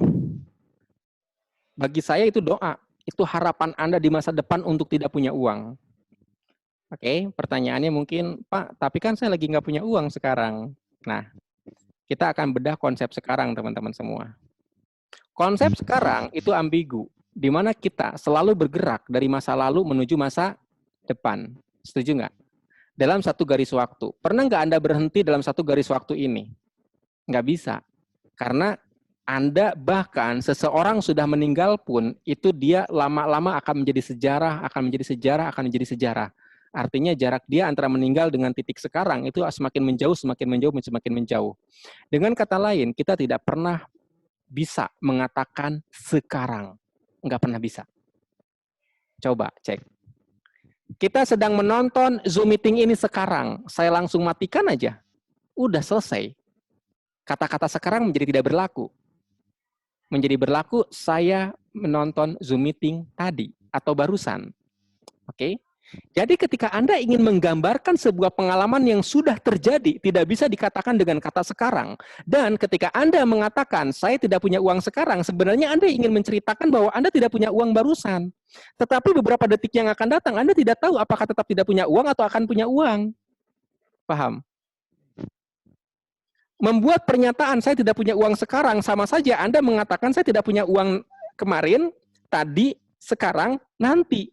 Kenapa? Karena akan berpindah dari sekarang detik ini menuju detik selanjutnya, menuju detik selanjutnya, menuju detik selanjutnya. Sepanjang pernyataan sekarangnya tidak Anda gugurkan, sepanjang itu pula Anda akan terus mengalami yang disebut sekarang tadi. Maka saya tidak punya uang sekarang, bagi saya itu mengerikan. Termasuk, hidup saya lagi susah Pak sekarang, astagfirullahaladzim. Ngeri banget. Saya lagi punya banyak masalah Pak sekarang, ntar aja ya Pak ya, jangan sekarang. Astagfirullahaladzim. Itu program banget itu. Doa banget. Kenapa? Karena makna sekarang tuh ambigu teman-teman semua. Nggak jelas. Sekarang itu ya detik ini. Tapi detik ini barusan tadi saya ngomong juga udah berlalu tuh beberapa waktu yang lalu. Oke? Nah, jadi bagaimana dong ngucapinnya? Apa kabar? Alhamdulillah saya baik. Oke? Kenapa? Poinnya Anda nggak bisa mengucapkan kesulitan-kesulitan Anda di bawah-bawah berulang-ulang, nggak bisa. Apa kabarnya? Aduh, saya lagi banyak utang. Banyak utang itu beberapa detik yang lalu. Anda tidak pernah tahu beberapa detik yang akan datang akan seperti apa kejadiannya. Ketika Anda mengucapkan, saya banyak utang, dan Anda terus mengucapkan itu, maka sepanjang Anda mengucapkan itu terus menjadi doa gitu loh. Oke? Itu sebabnya banyak orang yang nggak bisa bayar utang. Kenapa? Karena ucapannya gitu. Dia meyakini dirinya tidak punya uang sekarang, lagi susah sekarang, kayak gitu kan. Yang paling repot itu kalau orang udah cari simpatik dari orang lain. Cari simpatik dengan cara menceritakan keburukan-keburukannya, kesusahan-kesusahannya. Semakin diceritakan, semakin jadi itu doa-doanya. Jadi teman-teman semua, solusinya apa? Ini hukumnya. Anda boleh catat, boleh screenshot. Oke. Ucapkan yang ingin dialami, sebab kita akan selalu mengalami apa yang sudah diucapkan. Ucapkan yang ingin dialami, sebab kita akan selalu mengalami apa yang sudah diucapkan. Itu hukumnya.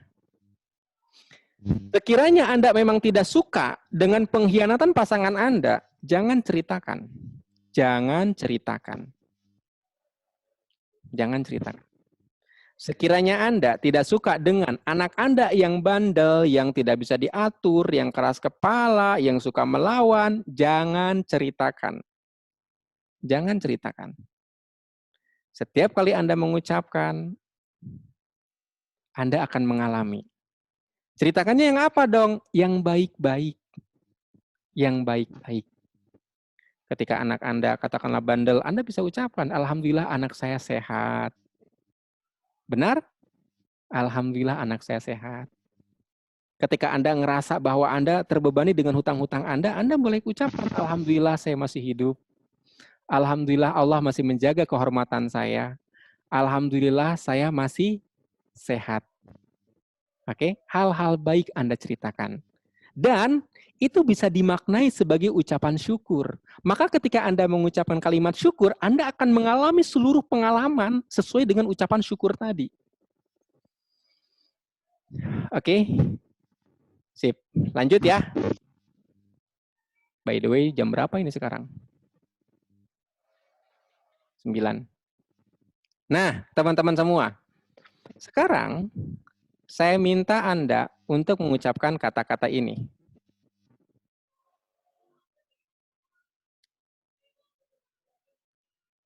Oke, saya ketik dulu ya.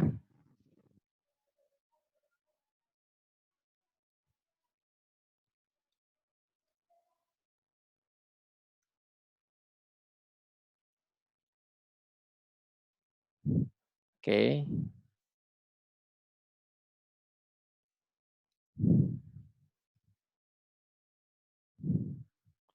Bisa saja saya bahagia.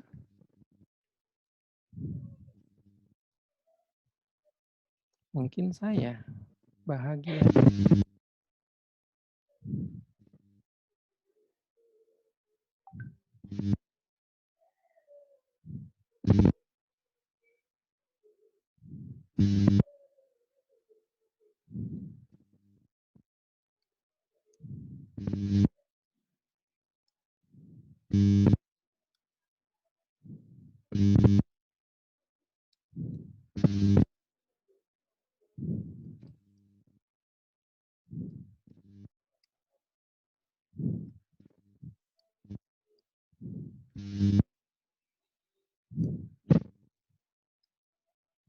Oke. Anda kelihatan ya dari layar. Saya perbesar.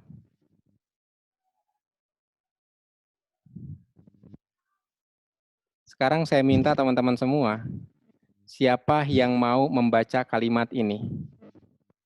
Silahkan. Siapa duluan yang mau baca kalimat ini? Coba dibuka suaranya bilang, oke, Abdullah Hasan, silahkan. Abdullah Hasan, dibaca Pak. Sepertinya saya bahagia. Bisa saja saya bahagia. Mungkin saya bahagia. Bagaimana kalau saya bahagia? Jangan-jangan saya bahagia. Saya rasanya bahagia. Saya memilih bahagia. Saya benar-benar bahagia. Saya selalu bahagia. Oke. Gimana rasanya Pak Abdullah Hasan? Alhamdulillah. Alhamdulillah ya. Oke, Dahlina sekarang, Dahlina. Pak Abdullah Hasan silakan ditutup. Dahlina sekarang yang belum dapat giliran tutup dulu ya suara-suaranya ya. Dahlina silakan buka. Bismillahirrahmanirrahim. Sepertinya saya bahagia. Bisa saja saya bahagia. Mungkin saya bahagia. Bagaimana kalau saya bahagia? Jangan-jangan saya bahagia. Saya rasanya bahagia. Saya memilih bahagia. Saya benar-benar bahagia. Saya selalu bahagia. Oke, gimana rasanya Bu? Plong banget, Pak. Plong banget ya. Alhamdulillah. Apalagi mentok di bawah itu, saya selalu bahagia. Amin, amin. Masya Allah. Oke. Mia Jamiah. Mia, buka Mia. Ya, sudah dibuka. Oke. Mana Mia itunya, orangnya mana? Halo. Ya, hadir. Sip. Ya, bismillahirrahmanirrahim. Sepertinya saya bahagia. Bisa saja saya bahagia. Mungkin saya bahagia. Bagaimana kalau saya bahagia? Jangan-jangan saya bahagia. Saya rasanya bahagia. Saya memilih bahagia. Saya benar-benar bahagia. Saya selalu bahagia. Gimana rasanya? Ya. Ketawa-ketawa sendiri kan? Bahagia itu gampang. Oke. Oke, terima kasih Mia. Silakan ditutup audionya, suaranya silakan ditutup. Sekarang Putri Agung silakan. Siap, Coach. Bismillahirrahmanirrahim. Sepertinya saya bahagia. Bisa saja saya bahagia. Mungkin saya bahagia. Bagaimana kalau saya bahagia? Jangan-jangan saya bahagia. Saya rasanya bahagia. Saya memilih bahagia. Saya benar-benar bahagia. Saya selalu bahagia. Gimana rasanya, Bu? Oh, benar-benar bahagia. Amin. Oke, silakan ditutup ya. Kemudian lanjut ke Indah Widi. Silakan Indah Widi. Ini sampai Rahmawanti ya. Indah Widi sekarang silakan Ibu Indah Widi. Bismillahirrahmanirrahim. Oke, mana orangnya nih? Ada ya? Bismillahirrahmanirrahim. Sepertinya saya bahagia, bisa saja saya bahagia, mungkin saya bahagia. Bagaimana kalau saya bahagia? Jangan-jangan saya bahagia. Saya rasanya bahagia. Saya memilih bahagia. Saya benar-benar bahagia. Saya selalu bahagia. Gimana rasanya? Bahagia. Oke, Mas Rudi, silakan. Mas Rudi atau Pak Rudi, silakan masuk. Ya, Pak Sofyan. Ya, sok, yuk, silakan. Ya, halo. Sepertinya saya bahagia. Bisa saja saya bahagia. Mungkin saya bahagia. Bagaimana kalau saya bahagia? Jangan-jangan saya bahagia. Saya rasanya bahagia. Saya memilih bahagia. Saya benar-benar bahagia. Saya selalu bahagia. Gimana Pak Wow. harusnya, Pak? Luar biasa, Coach. Oke. Terima kasih, Coach. Siap, siap. Kemudian terakhir nih, Rahmawanti, silakan masuk.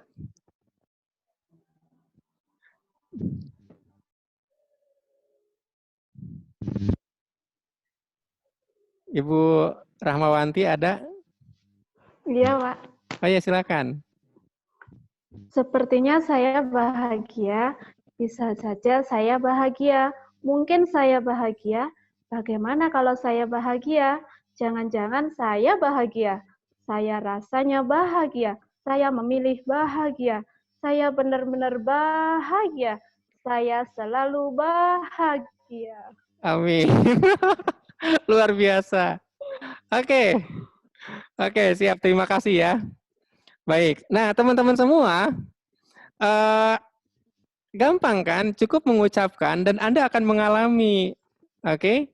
Itu caranya teman-teman semua ya. Nah, sekarang oke, siapa yang mau baca? Ayo. Jangan dibaca dulu. Ayo, siapa yang mau? Jangan dibaca, kalau baca dulu kelamaan. Oke, Dahlina, silakan Dahlina.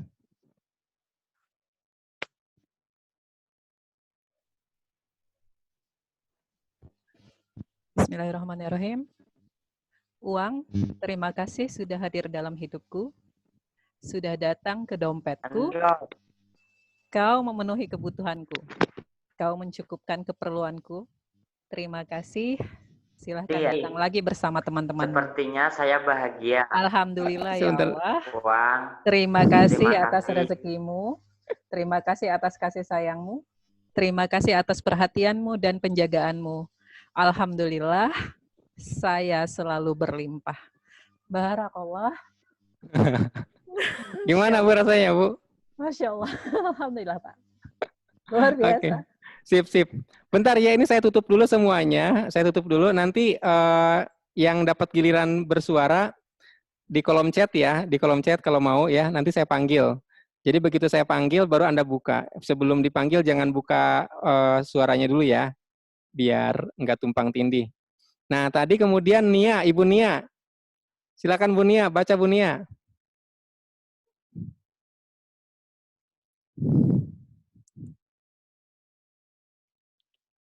Silakan Bu Nia, dibuka dulu Bu Nia, dibuka dulu suaranya. Dibuka dulu mic-nya Bu Nia. Lupa. Bismillahirrahmanirrahim. Saya kira saya nggak dengar. Selalu bahagia ya, Om. Oke, silakan. Mangga, mangga.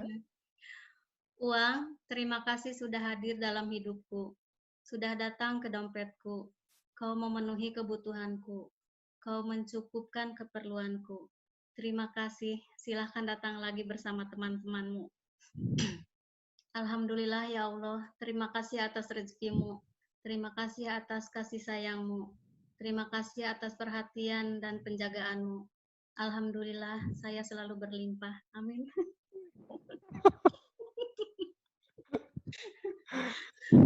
Oke, enak kan Bu?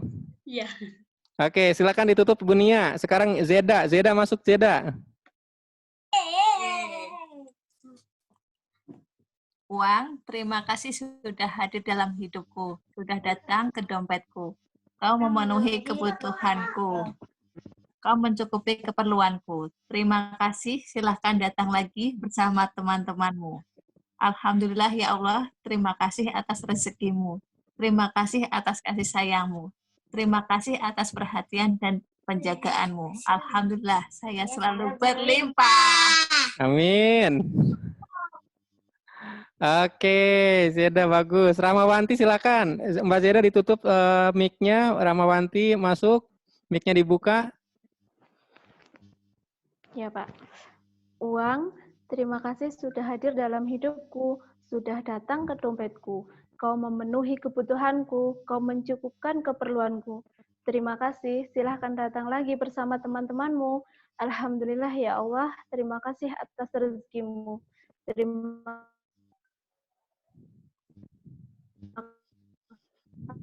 kasih, terima kasih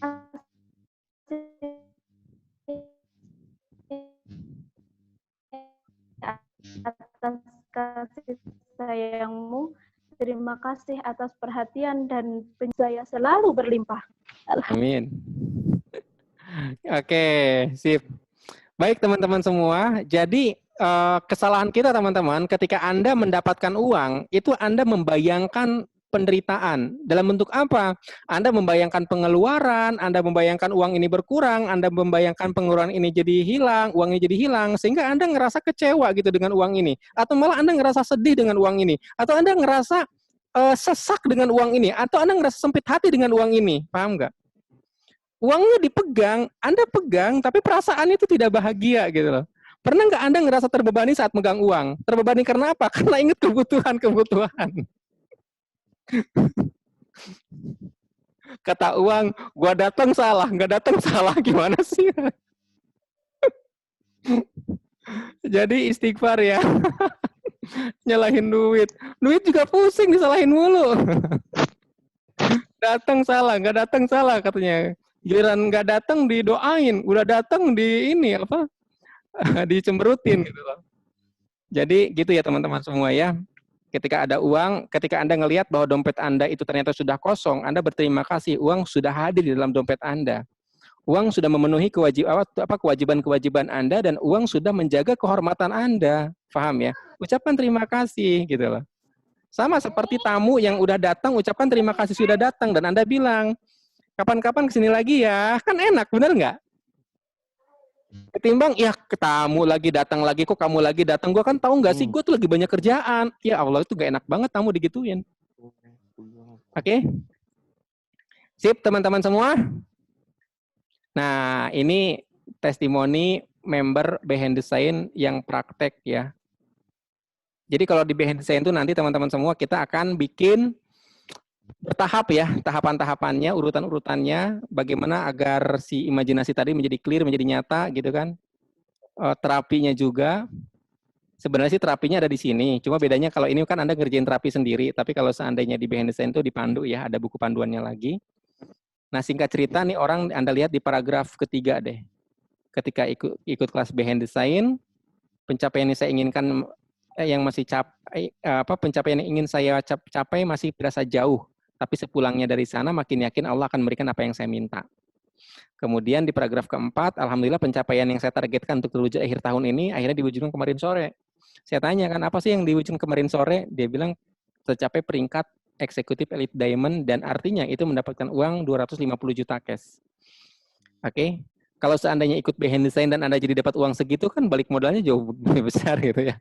Tapi poinnya bukan itu yang dijanjikan, bukan. Lebih kepada bahwa kalau seandainya memang kayak gini teman-teman semua nih, kalau saya kasih ilustrasi ya. Saya ngasih ilustrasi.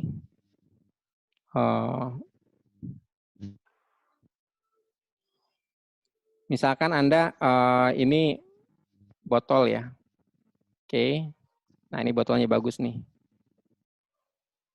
Ini botol.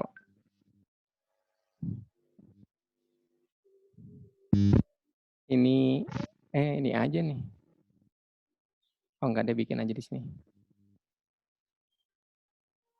Oke, ini gambar botol ya. Kita bikin gambar botol. Nah, katakanlah Anda punya botol seperti ini. Nah, lalu di sininya, oke. Kurang lebih begitulah. Kurang lebih seperti itu. Lalu ada lagi, ini sebuah bak mandi katakanlah. Ini bak mandi gede banget nih. Bak mandi nih di sini nih. Oke. Bak mandi. Anda nampung ya. Bak mandi atau bak mandi kok kayak mangkok ya. Ya mungkin bahasa Sunda mah jolang ya, ember atau sejenisnya lah.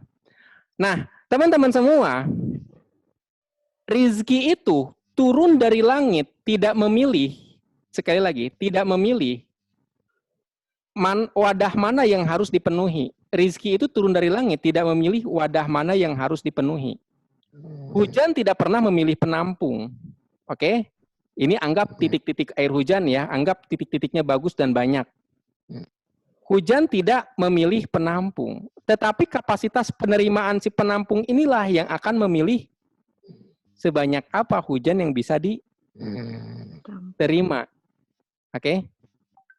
Sebanyak apa hujan yang bisa diterima, sebanyak apa hujan yang bisa ditampung. Nah, dengan kata lain teman-teman semua, sering dari kita bukan tidak punya rizki, bukan. Tapi memang membatasi rizki. Nah, di Behind the Scene ini kita akan bikin program bagaimana caranya secara bertahap kapasitas penerimaan Anda tuh melebar. Oke, melebar. Nah, maka tahapan pertama Anda ikut Behind the Scene dulu, nanti setelah itu kita lanjutkan ke tahapan-tahapan selanjutnya sampai Anda bisa punya penghasilan puluhan juta dan lain-lain. Sip, sampai di sini ada pertanyaan? Oke, kalau tidak ada, saya cukupkan teman-teman semua, karena ini nanti buat yang kedua. Ini udah jam 21.13 ya. Oke. Ada pertanyaan? Ada apa tuh pertanyaannya? Silakan, kalau mau ditanyakan silakan buka audionya ya.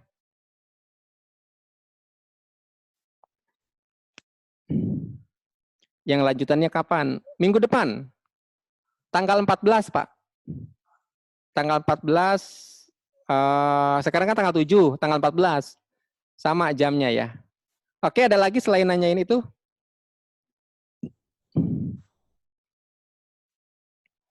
Oke, kalau nggak ada, saya sudahi sampai di sini saja pertemuan kita. Ini benar yang nggak ada ya? Aman. Ada apa ya? Apa Mia? Apa Teh Mia? Pertanyaannya silakan dibuka. Dibuka audionya maksudnya. Silakan Teh Mia kalau mau ditanyakan. Oh iya, sudah. Bismillahirrahmanirrahim. Ini Pak, saya tuh ya itu yang tadi dibahas gitu ya, sering ya dapat proyek-proyek yang besar. Tapi kadang ya itu kenapa tuh bayangannya susah gitu. Bayangannya kan udah punya duit kan, ibaratnya kan ada duit ya. Udah ada duit dengan si marketing berapa gitu kan, hasil dari kan 10%-nya, berarti 10% dari 30M tuh 3M ya. Nah, 3M tuh berarti bisa buat beli rumah, beli mobil, beli apa, jalan-jalan. Kok yang ada di bayangan saya tuh ngebayanginnya yang nggak enak gitu. Maksudnya Apa tuh yang nggak enaknya? yang nggak enaknya tuh kan punya duit, tapi kayak gimana ya Pak, rasanya tuh kayak apa ya?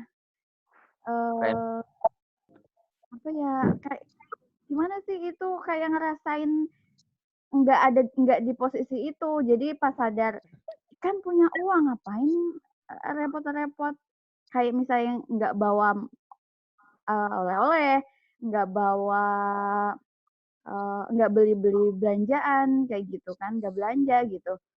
Kan ada uang, kenapa nggak belanja gitu. Jadi kadang yang di pikiran tuh yang nggak sesuai sama duit yang ada gitu. Jadi pas ada duit bener, bingung mau buat apa, akhirnya habis nggak jelas. Oke. Jadi ini panduan ya, panduan teman-teman semua. Saran saya, Anda kalau bikin imajinasi, itu bikin bertahap. Oke, bikin bertahap. Katakanlah Anda mengimajinasikan di sini 1 juta. Jangan 1 juta deh. 100.000 aja dulu deh. 100.000. Bayangkan 100.000. Bayangkan Anda megang 100.000. Oke, ini 100 RB ya. Kok jadi begini sih tulisannya? Bentar, saya hapus dulu. Mana penghapusnya lagi? Oh, ini dia. Oke, bentar ya. Ini katakanlah 100.000 teman-teman semua. Anda bayangkan 100.000. Lalu, setelah itu Anda bayangkan punya 1 juta. 1 juta itu nolnya berapa, Mia? 6. Nolnya berapa? 6. 6. Tuh kan? Nolnya berapa? Tuh kan? Mia belum bisa ngebayangin 1 juta, udah pengen ngebayangin 1 miliar. Bayang nggak? Ngerti nggak? Sekarang saya tanya, Mia, 3 miliar itu nolnya berapa, Mia? 12. 12. Oke, tadi kan Mia bilang pengen rumah. Rumah itu harganya berapa yang mau Mia beli dengan uang 3 miliar itu? Kalau uangnya 3 miliar, rumahnya 750 juta. Oke, mobilnya nilainya berapa? 330 juta. Oke, sip, nggak apa-apa. Jadi teman-teman semua, ini pengalaman saya pribadi ya. Saya membayangkan 100.000, alhamdulillah nyaman. Membayangkan 1 juta, alhamdulillah nyaman. Saya naikin lagi tuh, membayangkan 10 juta. Ngebayangin di mana, Pak? Saya ngebayangin saldo rekening saya itu sekian. 10 juta. Ini juga masih nyaman. Saya bayangkan lagi 100 juta. Oke, ini juga masih agak sesak sih. Agak sesak. Nah, tapi ini saya jujur aja ya. Saya ngebayangin 1M nih. Itu di sini penolakannya gede banget. Saya ngerasa ini butuh nembus berulang-ulang nih. Pas di sini. Padahal cuma ngebayangin loh. Yang namanya ngebayangin kan nggak pakai modal, setuju nggak? Betul.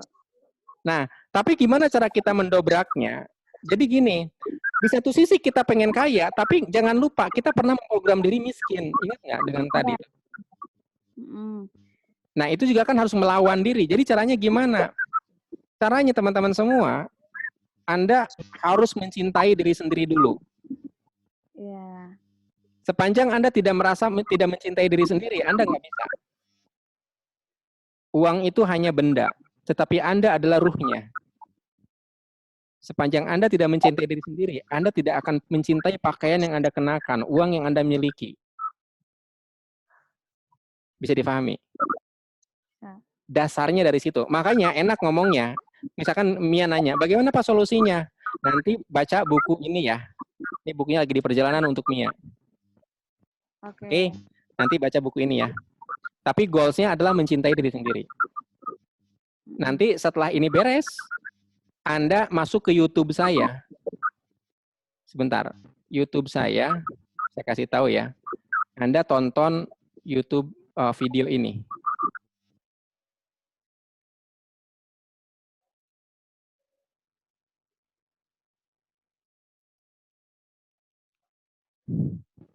Dan jangan lupa subscribe segitunya.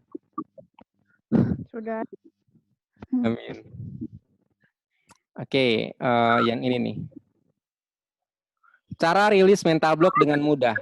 Jadi, bayangkan tiap tahapan uang tadi, di setiap tahapan uang tadi, Anda ucapkan kalimat-kalimat yang diajarkan di sini. Kalau rilis mental block itu membayangkan orang tua. Tetapi kalau untuk dream, untuk impian, bayangkan impiannya dan ucapkan dengan cara yang sama. Ucapkan dengan cara yang sama, ikuti kalimat ini. Saran saya, jangan lompat ke angka besar. Tapi Anda harus menembus dari angka kecil dulu. Kenapa? Biar kayak pipa. Biar kayak pipa saling terhubung dari satu ujung ke ujung lain. Dari satu ujung realitas hidup Anda dengan ujung yang lain impian Anda. Itu terhubung semuanya. Jadi jangan lompat. Bayangkan 100.000. Pegang 100.000. Anda ucapkan kalimat yang diajarkan di video ini. Setelah itu naik lagi 1 juta, 10 juta, 100 juta. Atau bila memang dari 10 juta, Anda nggak usah 100 juta, 50 juta dulu. Atau senyamannya Anda lah. Oke teman-teman semua. Itu yang saya praktekkan. Dan goal saya itu saya dapat penjualan nilainya itu bisa mencapai 15 juta, di mana saya itu udah lama nggak jual dengan laba 15 juta gitu loh. Tapi dengan metode itu saya dengan mudahnya ngejual 15 juta laba saya tuh. Oke? Oke. Jadi Anda yang dagang-dagang bayangkan omsetnya. Oke, untuk minggu depan link ininya ya, link apa Zoom meetingnya sama ya untuk minggu depan ya. Jadi Anda save untuk minggu depan linknya ini. Oke, sip, gitu ya teman-teman semua. Dan rekaman ini ada rekamannya. Cuma kalau rekaman tuh harus saya edit dulu. Nah, kalau saya sempat bisa saya edit. Kalau saya nggak sempat ya wassalam tuh. Beberapa rekaman lalu juga belum saya edit. Oke teman-teman gitu ya. Dan sebelum kita akhiri, mari kita berfoto bersama. Cie, foto bersama. Ada ya istilah foto bersama. Ayo, yang mau mukanya ditampilkan. Ayo cuci muka. Yang tidur tadi. Aduh. Sip, kita foto ya. 3. Mana nih wajah-wajah terbaiknya? 3, 2, 1. Sip, halaman pertama. Halaman kedua. Nih di halaman kedua banyak sekali yang hitam-hitamnya. Pada keluarin apa? Layarnya nih pada cuma muncul nama-nama doang. Tapi baiklah, nggak apa-apa. Oke, yang kedua. 1, 2, 3. Baik, terima kasih teman-teman semua. Oke, terima kasih teman-teman atas waktu, atas perhatian, atas semangatnya. Dan mudah-mudahan ini jadi amal jariah kita. Dan tugas Anda selanjutnya adalah promosikan pertemuan ini. Anda boleh share di mana? Di Facebook Anda, di Instagram Anda, apa ya materi yang Anda alami, materi yang Anda terima.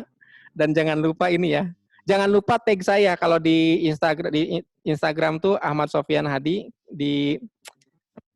ada lagi kelas afirmasi online. Terima kasih, itu saja teman-teman semua dari saya.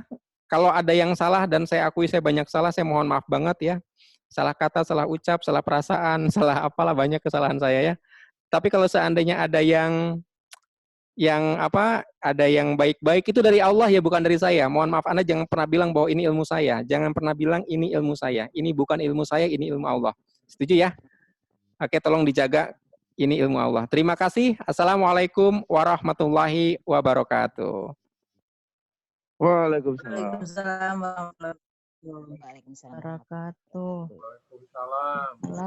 warahmatullahi wabarakatuh. Terima kasih, Coach. Sama-sama. Selamat. Terima kasih, Pak.